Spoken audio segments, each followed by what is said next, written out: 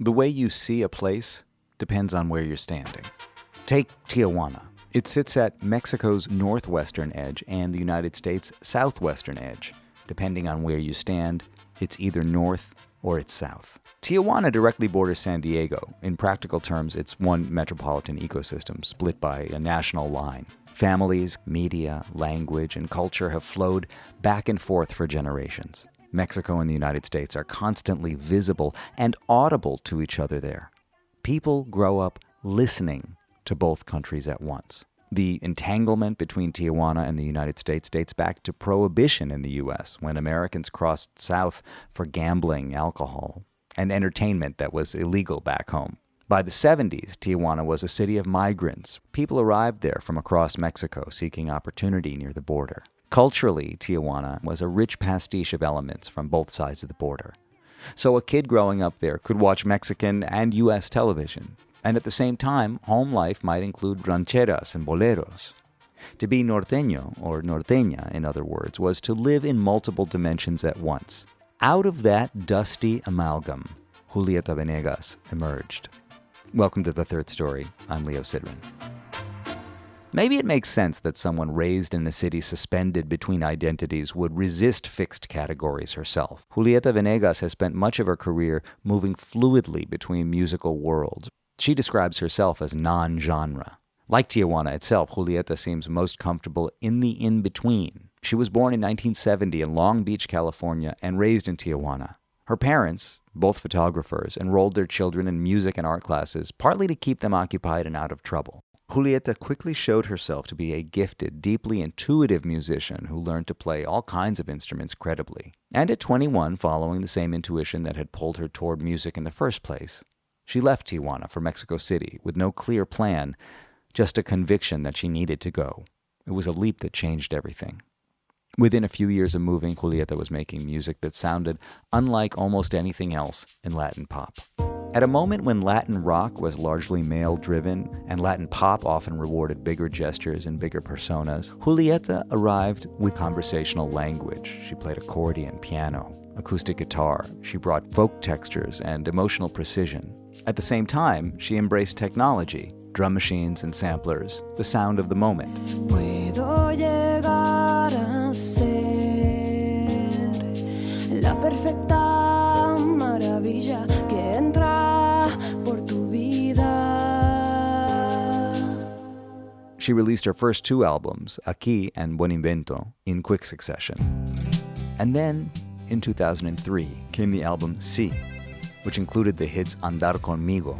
Dime si tú quisieras andar conmigo. Oh, cuéntame si quisieras andar conmigo. Oh, Lento. delicado y esperar. Dame tiempo para darte todo lo que tengo. And Algo Está Cambiando. Que a simple vista no se ve, pero siento que hay en mí algo que está cambiando. Sí turned her into one of the defining voices of Latin music in the 2000s, and Julieta helped redefine what a female artist in Latin music could sound like. She helped make room for women who wrote their own songs and didn't have to choose between alternative credibility and mainstream popularity. Julieta herself won multiple Latin Grammys and one Grammy.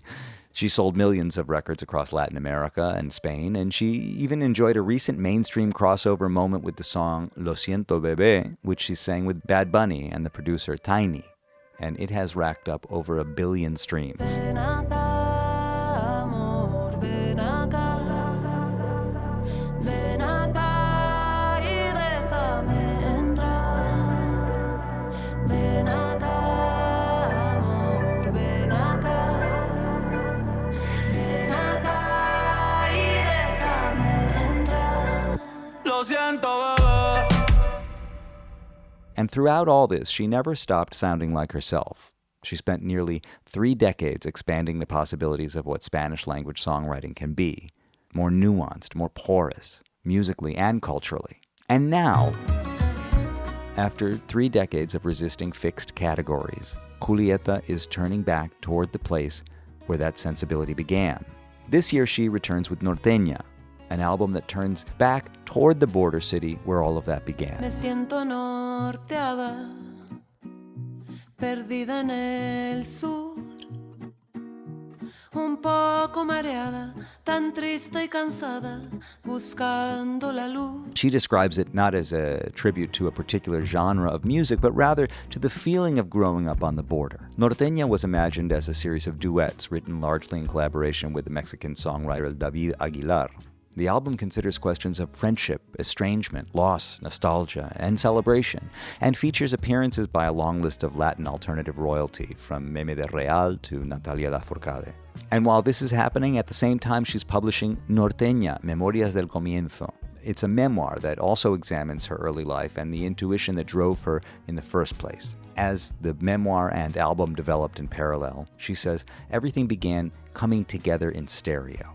We spoke recently and talked about what it means to be a norteña and the long journey that led her out of Tijuana and ultimately led her back home. Third-story.com is the place to visit the archive. Hundreds of deep dives like this one, including conversations with some of Julieta's friends like Natalia Lafourcade and Jorge Drexler. Check out the Substack, where you'll find all the latest episodes, writings, and musings. It's leosidran.substack.com. And remember that we are made in collaboration with WBGO Studios, where I not only make this podcast, but also file daily culture dispatches on the Art of the Story segment. Recent episodes there have included short conversations with more of Julieta's friends like Anna Tijoux and Kevin Johansen. Julieta is on tour this summer and will be performing at Summer Stage in New York on July 29th.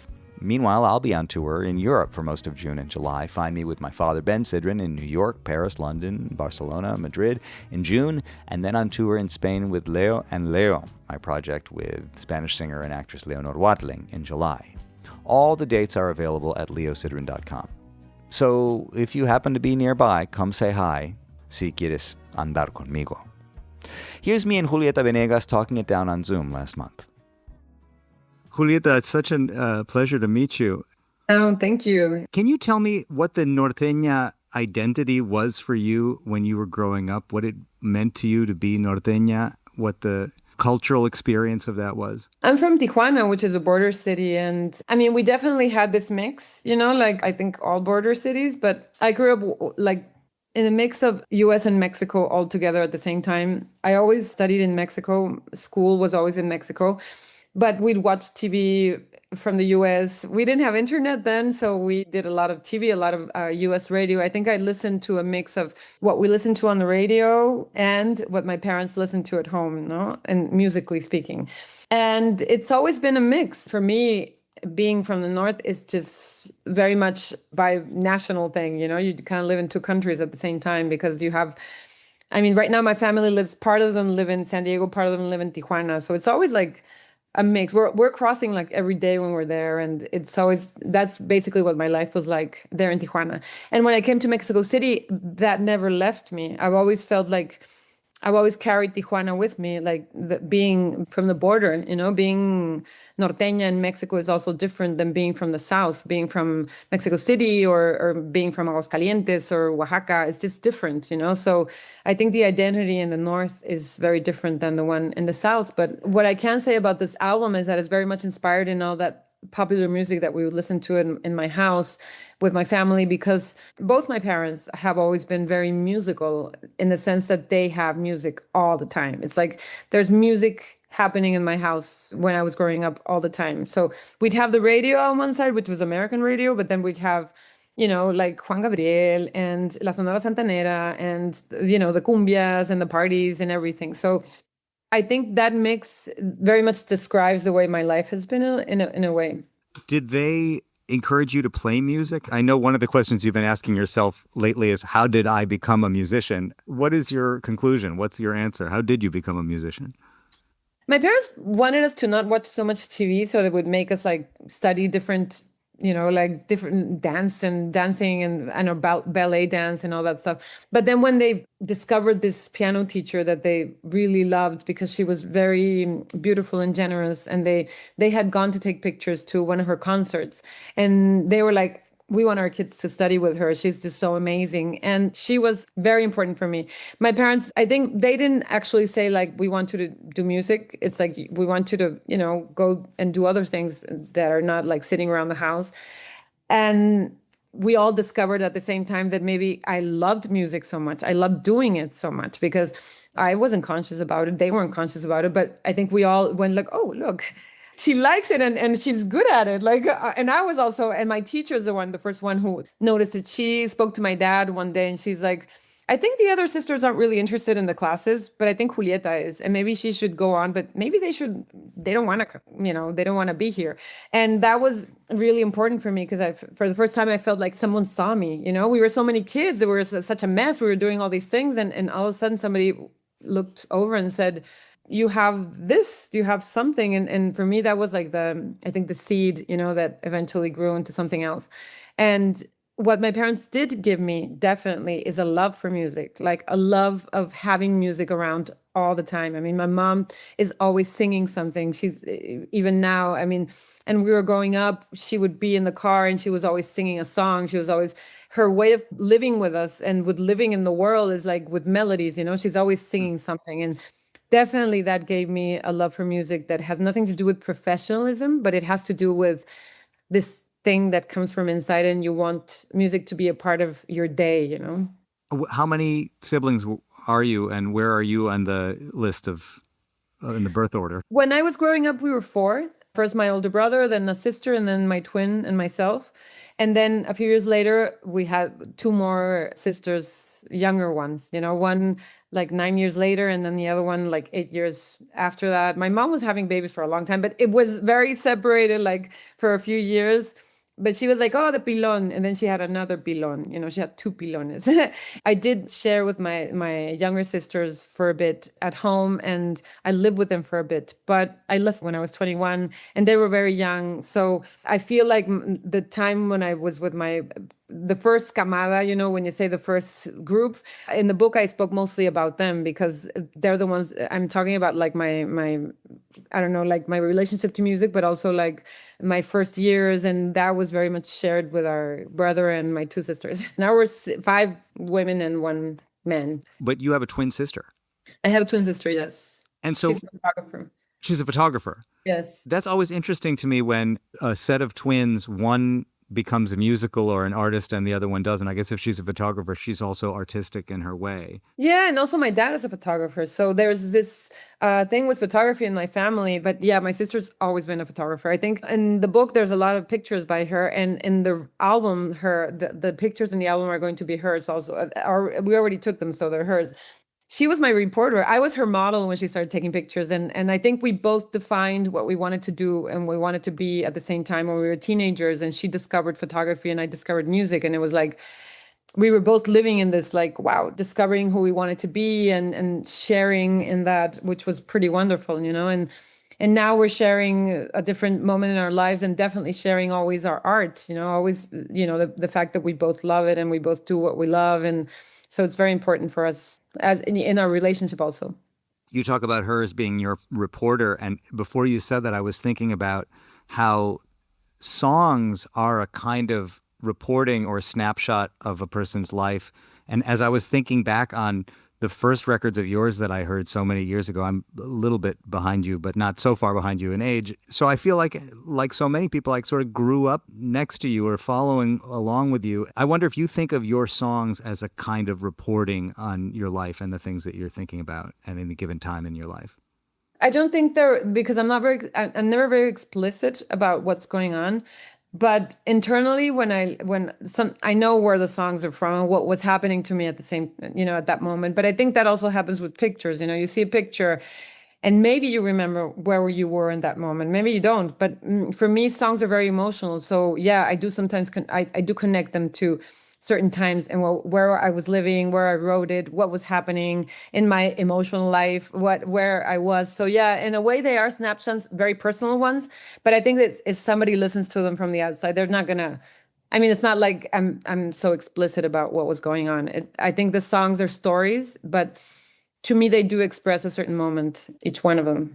maybe it's fair to say, particularly with this project, first of all, it seems like this collection of songs came together more or less around the same time that you were working on a memoir, which I would imagine put you in some kind of a, I don't know, state of mind of looking backwards or looking at the trajectory of your life. It was actually the other way around. I started imagining this album like a few years ago. I think from 2020 when I always wanted to do this album, an album that I think is like, or what I imagine as popular music, as norteño popular music, the music that I grew up with, that isn't necessarily norteño, a polka tradition or anything. It's more like inspired in Los Tigres and in Juan Gabriel and in all this music that we would listen to at home. And when I wrote the first song with my friend David Aguilar, we wrote Tiempos Dorados, which is the first song that came out, the first single. It talks about memory and it talks about letting go of just knowing that things are very fleeting. They happen for an instant and they're gone. And that's something we need to accept during our lives, like in all the course of our lives, how things you let go all the time. Que vuelvan los tiempos dorados, los dulces futuros que tanto soñamos. Que vuelva el misterio y el aburrimiento, el no saber nada, el no saber nada. I love writing and I've always written diaries. And when we wrote that song, there's a line in that song that describes an image of my childhood. When we would go to San Felipe and we'd do these road trips to go to San Felipe and we'd see all this desert and all this like sea. And that image, I said, oh my God, this is a memoir. Que vuelvan los viajes sin rumbo, las hojas en blanco, las flores del mar.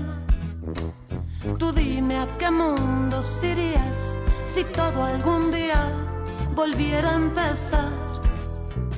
I felt like that was a place for it. And I had been reading a lot of Baja California. And I think history and Fernando Jordan and a bunch of writers from Tijuana. And I wanted to read this. And everything started to get mixed up and connected. And the song started connecting with the memoir and the memoir with what I was reading. And everything started to come together in stereo, I say, because it all happened like at the same time.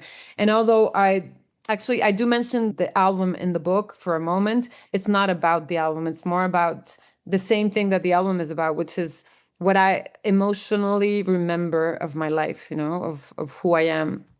Yes. You say in one of the songs, Terca, you say, and I don't know if it's true or if it's an emotional truth, that you say to your father, I'm moving to the city. And he says, why do you want to do that? For what reason? Did that happen? It did happen. That is definitely a real story, a true story. Mi padre me decía, niña, te vas a perder el día que me fui a la ciudad. Llorando preguntaba, ¿para qué es que tú te vas? Le dije, ¿pa' qué me voy a quedar? I mean, the song is definitely about following your intuition. And during my life, I've always taken very drastic decisions that I don't really understand the moment that I'm doing them. I just know that I cannot decide anything else, either leaving a band or moving to Mexico City, which was, I think, the biggest decision in my life to come here. And at the same time, it was very tough for me because I didn't know what I was going for. I just jumped, and it was like, and my dad was very strict and he was very scared. He was very scared about what would happen to me. He was like, he thought I was going to be like super drug addict and all this because he was like, oh my God, musicians. It's like, oh no, my daughter can't be this. It's like, what are you going to do? It's like, you're going to go to a cabaret. That's the way he would call places where people would play rock. It was very funny. And he was very scared about what would happen to me. And he didn't accept the idea of me moving to Mexico City. And that song is about that, about following something that you can't explain, but is definitely a decision. Sometimes you have to make decisions like that. Like, I don't know what I'm doing, but I know that I have to do it, Considering that you grew up on the border and you were as much facing to the north as you were to the south, you had your back to the south in some ways. Did you ever consider going to the States instead of going to Mexico City?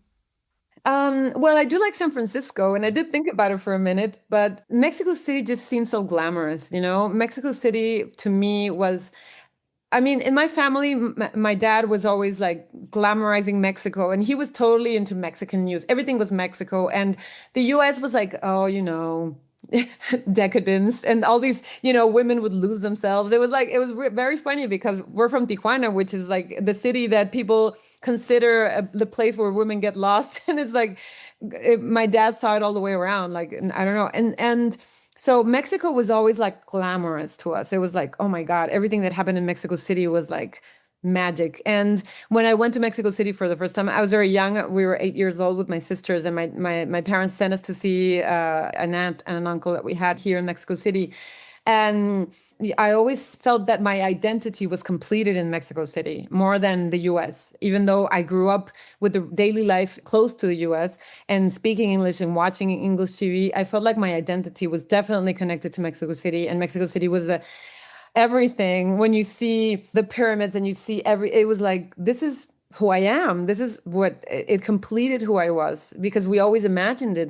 Tijuana is very far, and being from the north, you feel very separated from Mexico City. It's like you imagine Mexico City more than you actually see it because it's very far, And so for me, it was very clear where I wanted to be when I came to Mexico City. It was like, this is a place. I don't even know. I didn't even know if I was going to do anything like career-wise. I just felt like the city, this amazing, huge place, was the place where I needed to be, that it was more physical for me. Like, I want to be a part of this place. I don't even know what's going to happen with my life, but this is where I need to be right now. Then there was a period where you were not living so much in Mexico City, and you were living in Buenos Aires. And once again, you felt this sort of magnetic pull back to Mexico City. Yes. Yeah, I was in Buenos Aires for 8 years, and I think this project was sort of what brought me back. I mean, when I finally realized that I needed to be back, because the decision to stay in Buenos Aires was mostly for my daughter, because she went very young and her dad lives there, and it was like, I think I should stay here, and she seems happy, so maybe I should just hang around and wait till she's 18 and then go back.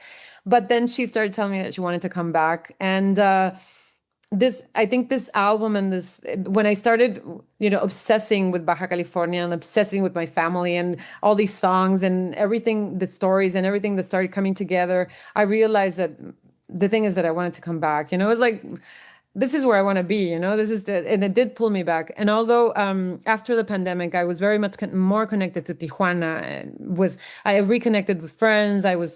I would go to Tijuana mostly. I wouldn't come so much to Mexico City. Coming back, I realized that this is my city. I mean, I came here when I was 21, and so this is like where I've lived most of my adult life. And I think Mexico City is always so incredible. It's still glamorous, it's even more glamorous now. I mean, it's like, it keeps getting more amazing, and I keep discovering it in so many different ways. And I think living away from Mexico and coming back here for me has been like rediscovering my relationship to the city and my relationship to being from the north, living in Mexico City, because it's very different to be from here than to be from other places in the country and living here. So it's all a beautiful, I'm really happy just being back, I'm very happy. Throughout your career, you've been very open to collaborations. This record in particular has a lot of collaborations. You sing a lot of songs as duets in all kinds of contexts.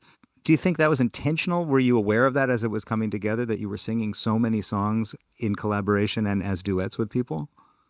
Yeah, I've never done so many collaborations in one of my albums. I've always done them with other artists, but yeah, this is definitely intentional. I mean, when we started writing with David, when I realized that Tiempos Dorados was the first song to this album that I'd been imagining for so long. Well, actually, the first song that I wrote for this album, I'd written it in 2020 when I was writing, and I was imagining this album, and I was thinking, one day I will do this album inspired in the North and just Norteño. And I started writing this cumbia, and I imagined Bronco. I imagined Lupe, the voice of Lupe from Bronco, singing it with me. And that song, I didn't finish it that time. It took a long time to finish it, and that song is also part of the album.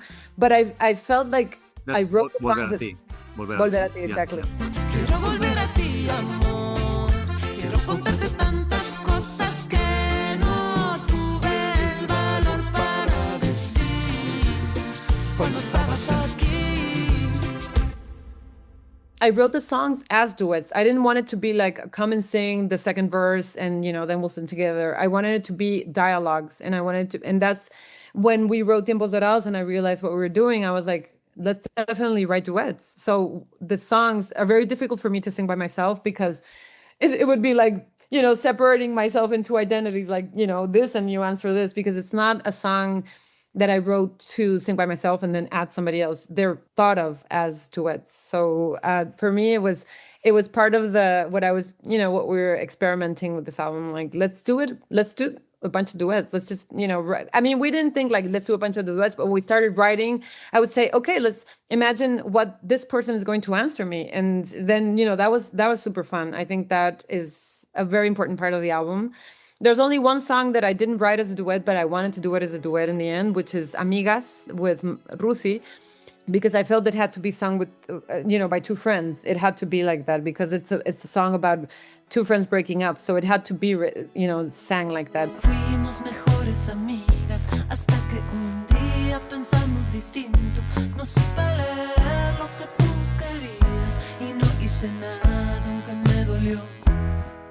I really like that song, and it reminded me of, I have two friends in Madrid who wrote a book last year called Amistad. I don't know if you know this book, but it's an essay on friendship.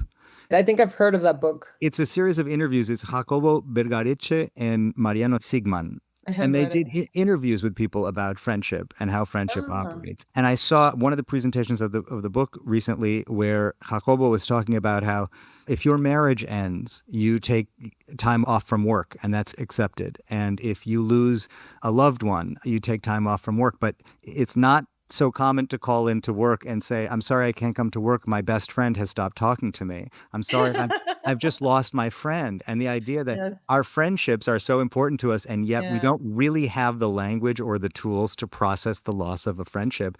And then I heard this song, and I think it's really lovely and sad. And you don't have that many songs about friendships and the birth of a friendship and the death of a friendship and the evolution of it. Where's my friend? You've changed. You talk differently. You seem different. Yeah. Like, I love that theme as a song.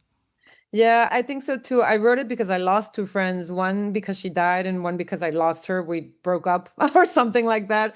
And I felt like I didn't have the song to express it. And also with Mariana, who I sing it with, we stopped speaking for a few years. And so for us, it was like, I mean, we had already like reconnected a long time ago, but it was like very natural for us to sing it together because we actually had lived through that, like not talking to each other and then talking to each other again. It was great. And yeah, I totally agree with you. There's not enough songs about that because I think it's harder to accept in the long run, losing a friend than losing, I don't know, like a couple, I think for me at least, because I feel like friendship is something we feel like, sometimes we don't take care of it enough. And if we don't take care of it enough, it's not going to hold. You have to take care of it just the way you do with love, So I think it's for me, it was important to talk about that also in the album. That's not the only song about friendship. I mean, you actually have two songs about friendship. There's not happy friendship, but it's like a moment where friendship holds you together, because it's a sad song about life and existentialism, and it's not because it's not about I broke up with my man. Let's talk about that. No, it's more like I'm lost, I'm super lost and I don't know what to do. And your friend says, hey, it's all going to be okay. That for me, that was important also. Tengo que contarte algo. Lo traigo desde hace tiempo y solo a ti te lo puedo decir. I'm glad I have like both different aspects of friendship, there. Yeah, and you're right. Again, it's not about love that you have one friend saying, I think what I'm experiencing is sadness. And then the other friend responds and says, I think maybe you're right. What you're describing is sadness. No sé si estoy triste, pero es muy parecido a lo que cuentan cuando hablan de alguien que perdió su rumbo y no encuentra por dónde regresar. we're out of words sometimes, and you just need a friend to hug you and, have a few drinks or whatever. Yeah. I was always telling Natalia that she sings a song with me. Like, I feel like this is a song that has to be in a cantina. It has to be with a couple of mezcales. It has to be like two friends talking about life. It was great to do it with Natalia because that's the way we talk to each other. We say, amiga, yeah, amiga, amiga. Amiga, no te sientas sola. Comprendo lo que estás sintiendo. Y la verdad, también he estado ahí. So it was cool to be able to do it with a friend, with someone who I admire so much and who I consider a friend. There's a kind of a sweetness and almost an innocence in the directness of the dialogue in some of these songs, and that's certainly one of them. There's no cynicism about that conversation, to be that honest with someone. No irony there. It's just a situation when you're just super sad. And when we started writing that song, I was actually thinking of this song that Peter Gabriel did with Kate Bush so long ago. And I've always loved the dialogue in that song, I've always thought that he's totally depressed, he's like lost. And is it the song where she says, don't give up? Don't give up, exactly. No fight left, or so it seems. I am a man whose dreams have all deserted. I've changed my face, I've changed my name, but no one wants you when you lose.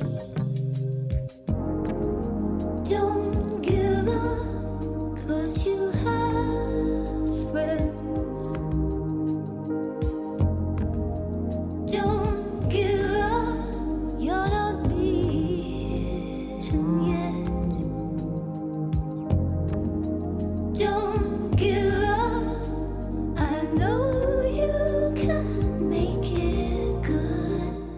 I always wanted to tell that story. I mean, that's like one song that I always felt like, how do you tell that story? And I would like to do it. And this time when we were already doing duets, I was like, I think this is something we need to talk about. We need to go through this one also. And when we started it sounded really depressing because we were like, maybe we're like going up like overboard, but I was like, we have to go all the way. We have to finish it and see where it goes. But I think definitely this story, I need to get the lasso around it, we need to work on it. And it was actually great because working with David, he's just such a great writing companion. He's incredible. So every time I would throw like something, we'd go for it. And he was just great with like, let's go in this direction. Let's go after this idea, so that was great. The song that as I understand it, maybe came out today, the day that we're talking, is La Línea, which is... Yes, it came out yesterday, actually. Yesterday. Although people listening to this interview don't know what today is because it's not... Oh, that's true. That is a song that I think, without being overtly political, has a subtext of separation. Yeah, definitely. If there is a song that is a snapshot of what's happening in the world today, maybe it's that one. Una línea nos separa desde hace tanto tiempo, una línea que me impide poder llegar a ti. Yeah, it's crazy because as I was being inspired by everything that I lived in Tijuana and that I saw in Tijuana, I always saw people being deported and migrants going to Tijuana and maybe some of them staying in Tijuana, some of them crossing the border. But when I wrote it, it wasn't as awful as it is right now. I think now being deported doesn't have anything to do with doing something legal or maybe, it doesn't have anything to do with that. Right now, we know that it's much heavier and more awful than anything that we'd ever seen.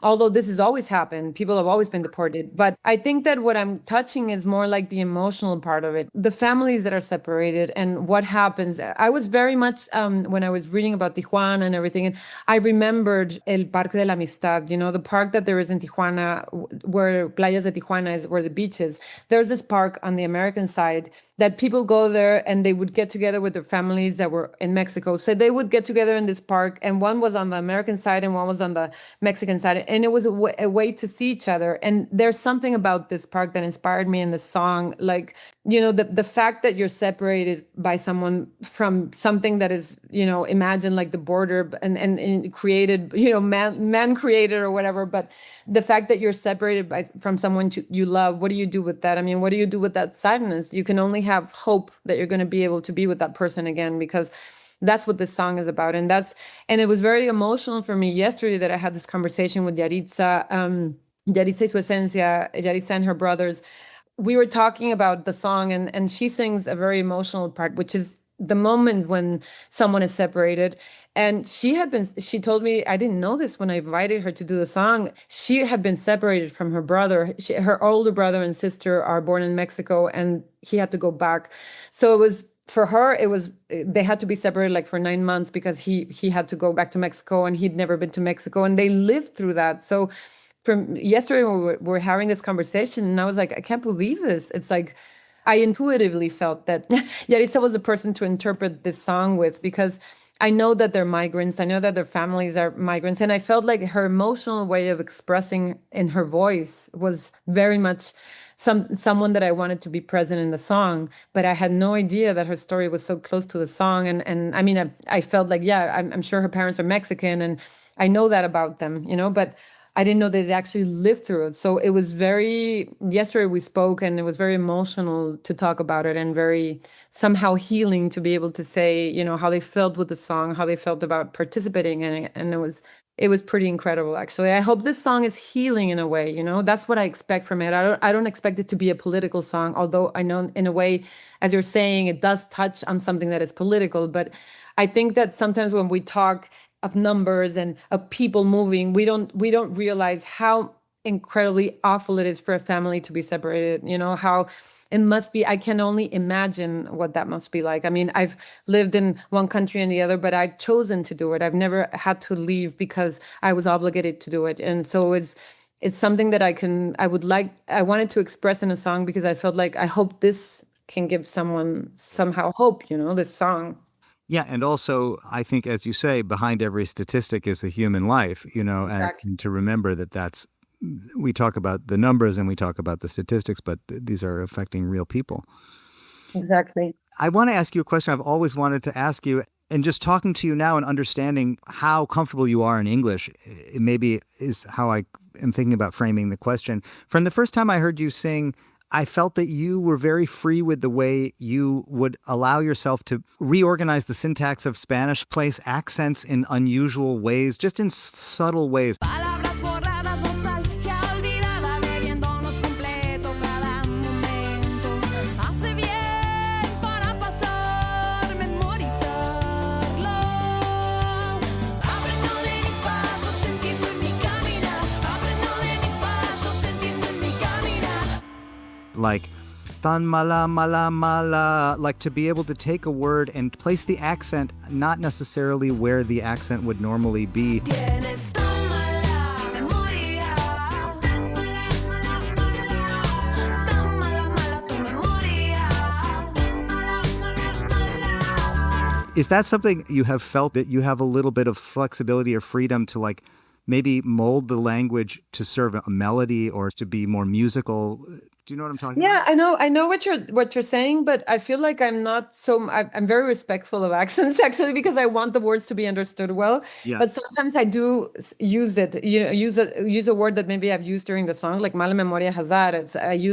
But when you hear the rest of the song, there's not like so much playfulness with the accents. I'm very respectful of them. I'm like very much like, because I want the words to be understood, and I'm very much, when I write a song, I'm very touchy about that, actually. I mean, so I did it, and maybe I would have to recheck my older songs, Yeah. which I haven't done in a while. But at least in the last few years, I'm very like touchy about like the accents and all that. I don't mean to touch a sensitive spot, and again, I could Oh, be no, wrong. it's okay. It's not. I'm interested to revise my songs now, because I want to know if I did it, because I have to have a conversation with the younger me about what were you thinking, Well, the conversation with the younger you, I mean, what is that conversation like when you look back at seriously, what is the conversation that you have with the younger you today? Well, it's funny because now when I wrote the memoir, I was obviously thinking of my younger self. So it was actually very interesting to encounter myself, because I've written diaries since I'm like 14. So it was actually really interesting. I mean, I only did a little bit. I don't actually base my memoir in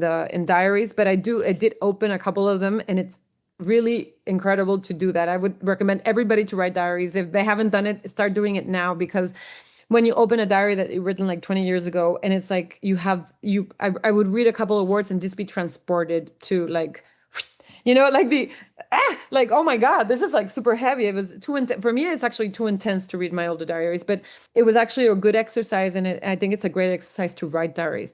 But what I realized was that I was very insecure, very insecure, very low self-esteem. And it took me a very long time to really believe in what I was doing creatively. I was always very intuitive, including like the style that I was doing. I wasn't doing rock. I wasn't doing, but I've always like followed a very like direct, like when I moved to Mexico City, the same with music, you know, it's just like, oh, this is what I have to do. And I don't even know what it is, but I just have to do it, you know, that kind of thing. It's always been like discovering what's happening when I'm sitting while doing it. And that's the way that I also learned to sing, just by sitting and singing the song that I was writing. And that's how I learned to play the accordion. I was writing the song in the accordion, so I would practice playing it. And so I've always been like very hands-on, you know, and that's something that maybe I didn't recognize when I was younger. And I feel like I still do the same thing. I still need to sit there and just kind of like, get my hands on things and just do it, you know?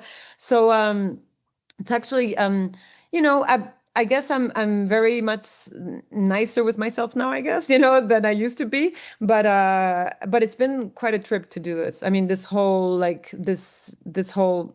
consider it like a memory project, you know, like everything, you know, together, the music and the words and everything. So it's been actually, I think I did a lot of a lot of therapy in Buenos Aires, because everybody loves to do therapy, and that helped me a lot actually with actually deciding to do this. You know, I think that kind of helped me like let go of things that wouldn't let me like just get to the thing that I wanted to do, and so I think that definitely helped me a lot. You know, you said that you were insecure. Was there a moment where you realized I don't have to be so insecure or so hard on myself? Was it the therapy and being in Buenos Aires, do you think? I think definitely the therapy and being in Buenos Aires, because that is definitely something you have to work on for years. It's very hard to not be insecure. I mean, I think I'm not so insecure now. I don't even know if I like not being, you know, at all. And I'm very insecure sometimes, but I think I know what I'm capable of now. I mean, I'm getting old. So if I didn't know this now, it'd be like, oh my God, there's something good about age. And it's definitely that you can know that who you are, you know, and what you're capable of and what your limits are also, because I think that even if I can say now that I'm less insecure, I do know my limits, and I'm very humble about that. I'm very humbled with what I can say. This is where I go. This is, you know, I go till here, and then after that, you know, I want help. I want people around me. I want a team, and that's very important for me also, you know. We mentioned earlier that, you know, on this project, you invited people to collaborate with you, and many of your collaborations in the past have been for other people's projects. But as I was just thinking about you today, you're very in favor of doing collaborations. It seems to me you've been quite open to collaborating with a lot of people over the course of the career. And one of them that I discovered today was very well received was this track that you sang with Bad Bunny a few years ago, which has like over 1 billion streams. Yeah, yeah, yeah, that was amazing. I mean, it was also amazing the way that, because this is from a Tiny album, his first album, and he's the one who called me, and he called me like I think we were still like in the pandemic when he called me, and I was like sitting in my house, you know, like sitting around just going like, oh my God, what's gonna happen, you know? And then Tiny calls me, and he's like, I have this song, and the way he proposed it to me was just so generous and wonderful. He called me and he said, I have a song that I wrote with Benito, and he sings this story, and he's saying something in the song. And I would like you to answer him. Like, what would you answer? And for me, that was like, I was hooked immediately. I was like, just send me the thing. I want to do it now. You know, what would I answer this person? So they had already written the song that Bad Bunny writes, and that Benito sang.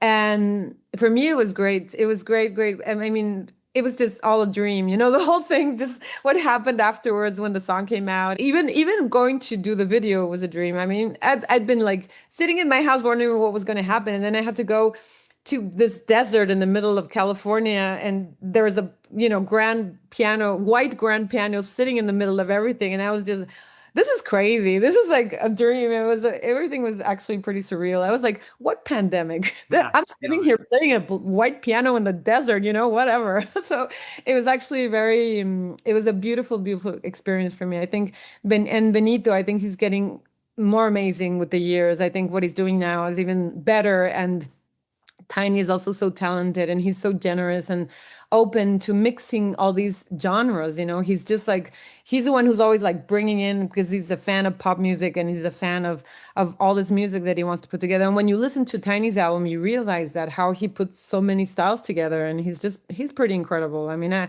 I felt so, they're just so genuine in the way they communicated everything to me, that and I finally met Benito actually last year in December. He came to play in Mexico, and I was able to go and sing with him, which is pretty crazy because I hadn't actually met him.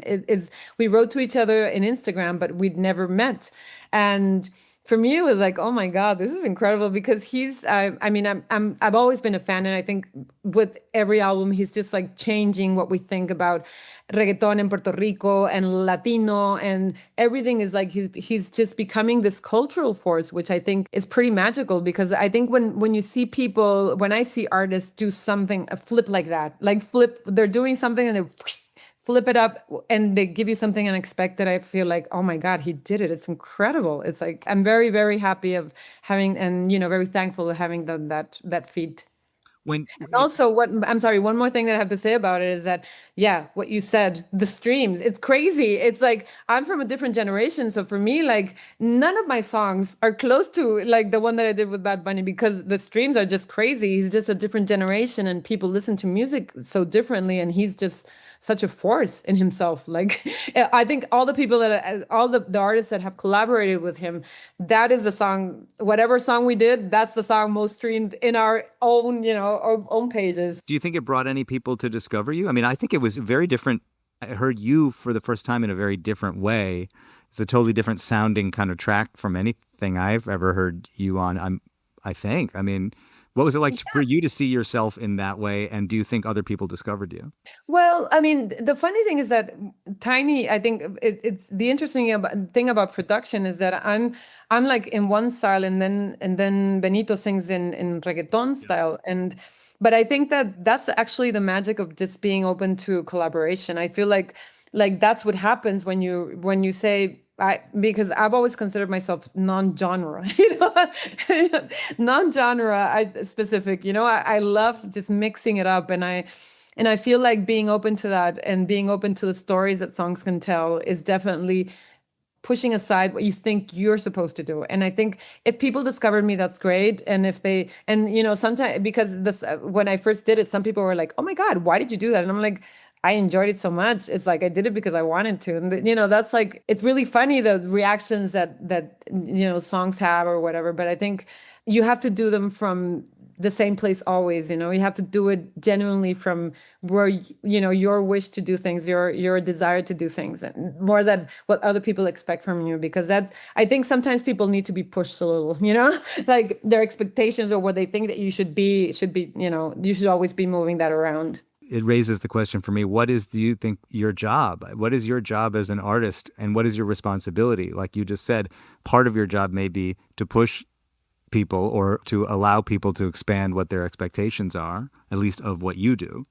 Yeah, well, I mean, but that wouldn't be my job. I think that would be like just something that I need to do naturally, because I feel like I have to do things that are, that come from inside of me, Maybe as a job, I would say if I can open up little spaces in people's hearts, if I can open up spaces that expressing things that they're not able to with words, and maybe I can give that to them. I can do a song that maybe says something to someone else that's like, oh my God, this is something that I wanted to say and I didn't know how to say it. That would be a job for me. I mean, if there was, because I'm a songwriter and I'm always very enamored with telling stories that are other people, that are mine, but are also other people's, and just doing it naturally, not forcing it and not saying, maybe I should do this, maybe I should do that.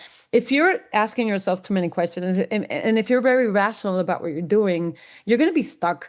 You're going to be trying to write a song for years and not finishing it, because you're going to be like, oh my God, I have to do this, I have to do this. You can't think when you're writing or when you're doing music. You have to just let it happen, And I think that sometimes we overthink things. And for me, especially, writing a song is about not thinking too much. It's about letting it be what it needs to be. And sometimes it's not going to be like a super complex, poetic. Sometimes it's just going to be a super simple, direct. And sometimes it will be maybe more complex. But I'm just very passionate about writing songs. I love that. I love sitting down and doing a song and wondering where I'm going to take it. Do you get blocked?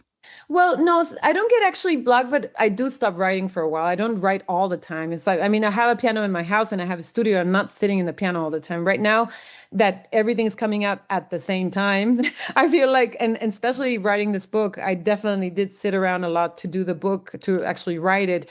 So when I finally finished the album, I was like, okay, now I'm able to concentrate in the finishing the book. I actually didn't think I was going to do it. I didn't think I was going to finish it, but I do have to give credit to my friend Raquel Tejerina. She's my editor in the book, and she's the one who would call me once in a while and say, Julieta, have you been working? I'm like, no, I haven't been working. And she's like, you should probably sit down. And, she was like she would push me to keep on going, and I give her credit for finishing the book. So I'm very happy about having done that project with a friend of mine and to be able to finish it. So tell me about the book. It's out or it's coming out? I didn't realize it was so close to coming out. No, it's coming out. It's coming out in 5. It's actually my big indie project. We're coming out in 5 different countries. In Mexico with Almadía, because they're all independent publishers, and I'm doing it in Mexico with Almadía, in Colombia with Laguna, in Argentina with Blati Ríos, in Chile with La Pollera, and in Spain with Las Afueras. So when we finished the book, I was like, I had already spoken to a few publishers before this book. We had spoken about doing maybe a project, maybe a memoir, and then that wouldn't happen because I wasn't really interested in doing it. I was like, I just want to do an album. But then when I started writing this album, I felt like, oh my God, this is like very much connected to memory, and I think I need to do this. And I started writing it, actually just concentrate, because I had already written parts of it along the years. For a long time, I had a lot of text going around, and yeah, it's coming out all together in May. I mean, it's separate because they're 2 different projects. The book is called Norteña, Memorias del Comienzo, and the album is called Norteña. So they're all kind of, it's parallel, sort of connects itself with different things that happen in the album and the book, but they're not the same thing. I mean, I mentioned the album at one point in the book, but I don't actually get into how I did it, why, who, where, all that. So you are in a major presentation, promotion, self-reflection period where you have to talk about your life. Yeah, it's actually I think I've done enough therapy and I'm prepared for it. It's actually, it's right now, I keep saying I'm kind of nuts, to have done this all at the same time. But at the same time, that's the way it came out. That's the way when I started, this whole project has been very slow cooked. And I think I like that. I think now I'm going to start doing that all the time, just slow cooking my projects and letting them take their time, and just letting them slowly come together. And this has been like the biggest puzzle I put together in my whole career. So it's actually I'm very happy to actually put it out. It's actually, it's beautiful time for me right now to be able to finish this. It is such a joy to talk to you. You are so fun to talk to, and I'm so grateful for your just openness about everything. Thank you so much for this interview. It's actually fun. I really enjoyed it. Julieta, good luck with everything. Thank you. Te van a decir cómo se siente y usarán palabras duras. There she was, my friend Julieta Venegas. What a lovely person to talk to. Something very natural and comforting about talking to her. I'll be back again in your headspace before you know it with another deep dive. Until then, I'll talk to you soon. This has been a WBGO Studios production. To learn more about WBGO Studios' award-winning podcasts, special concerts, live streams, and more, visit wbgo.org/studios.